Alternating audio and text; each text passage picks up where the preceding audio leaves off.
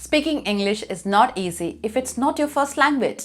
So why do you need to learn English? Because if you want to move abroad and settle in an English-speaking country, you should know basic English. In fact, for most international students, you need to pass the IELTS exam, and for a UK work visa, you need to provide evidence that either your studies were done in English or provide an IELTS score as evidence. So in short, you cannot escape from English if you want to work or study or settle abroad where English is the most spoken language. So I'm making this video to help everyone who sees English as your weakness to settle abroad. I broadly see there are two approaches to how you can learn English. So my first approach is learn everything about English, like understanding the grammar, vocabulary, and how to construct sentences, and then practice it both writing and speaking. Second approach, practice whatever you have learned, which can be just learning one word or writing only one sentence and using that in your written and spoken English.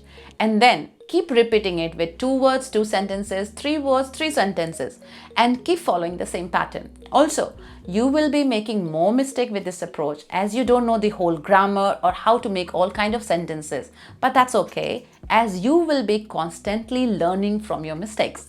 So, which approach is better? Approach 1 or approach 2? So firstly, there is no correct approach. You can take any approach based on your learning style. But I personally think to learn English, you cannot learn everything so fast. So I suggest start with the second approach, where you learn small topics, practice it by writing or speaking, and then also make mistakes, and then learn from it and move on. But that's my style of learning, which can be different to yours. So you need to identify what approach works for you. Hello guys, I'm Sarika and I'm back with a new video where I'll be sharing my top 5 tips for you to improve English, and in today's video is made in collaboration with Cambly. So without any further delay, let's get started with my tip number 1. Stop procrastination and do it now. Procrastination means delaying or postponing something. So if you want to improve English, do it from today by taking a small step and stop making any excuses to learn English. We always run away from things which we don't like. But sooner you get yourself comfortable with this uncomfortable situation, better for you. And remember that, of course, you will make mistakes, but that's okay. Just make a note of your mistake and try to reduce them in the future. Tip number 2, reading. Read novels, newspaper, or blogs to see how sentences are formed.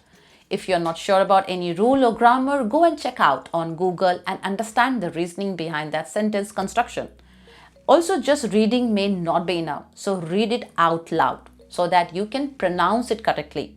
Google has made our life easy, so if you're unsure of any pronunciation, you can check the pronunciation from Google and practice it over and over again. Tip number 3, writing. Write at least 1 page daily. Writing is a great way of using the vocabulary and getting your head around grammar.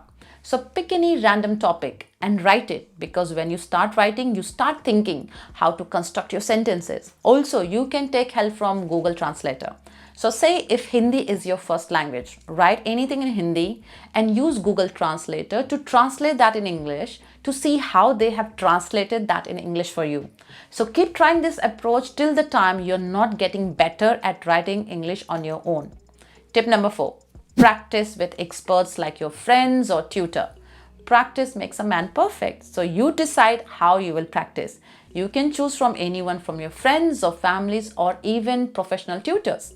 If you're too shy to practice English with your friends or families, you can take help from professional tutors. There are plenty of learning apps available in the market like Cambly, where they provide one-to-one private English classes with tutors from USA, Canada, UK. It is especially useful for those who know how to read, write, but struggle in speaking English confidently. You can choose from various courses like Business English, IELTS, Personality Development. And tutors on Cambly are friendly and supportive who will help you improve your weak areas without any judgment. On the Cambly app, you have 2 sections, one with a list of tutors, another with a list of the courses. Please use the code YKB22 and you will get 22% off for any 3-month plan. So let's have a quick demo by calling one of the tutors. Hi, Teacher Lisa. I'm Sarika from Your Knowledge Buddy. How are you doing? Good. How are you? Good. Where are you from, Lisa? I'm from Melbourne, Australia. Okay. I have a question for you. How can I improve English, and how can my audience as well improve English? Do you have any tips for us? Sure. As well as reading and writing, listening and speaking, it's a great idea to find a buddy, find a friend who you can practice your English with, even if that's at work, having tea or coffee for 5 minutes a day. That will make all the difference in the world. Okay, thank you very much for your tips. Thank you very much. Bye.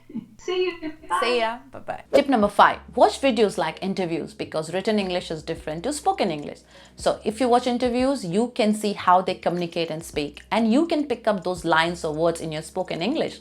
I love watching interviews and talk shows. So you can start with a TED talk show or any news channel to pay attention on how they communicate. Also, if you're moving to the UK, you can watch British web series on Netflix like The Crown, The Last Kingdom, Black Mirror, Outlander, and many more. This will help you understand the local dialect and also help you pick up the accent. In fact, when I moved to the UK, I had a little trouble understanding the Scottish accent as they speak really fast, and I had to literally watch lots of videos on YouTube to understand their accent. Also, you will note the difference on how to pronounce few words. Like when I was in India, I used to pronounce often. However, in UK, they pronounce often. T is not silent here. Second thing which I noticed is the word H. British people say H. So say I pronounce HCL, they will say HCL.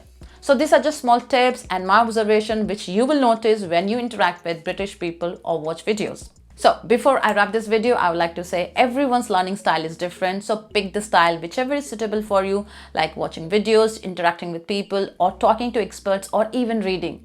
There's no right or wrong way to learn English. All approaches are good if you're making even small efforts to improve yourself and practice. I personally like when somebody teaches me something and then I go and read it myself and then practice, which has helped me in the past. So tell me in the comment section what is your learning approach and how are you planning to improve English, or how have you already improved your English. Thanks for watching my video till the end, and I'll see you guys soon with my next video. Till then, keep learning.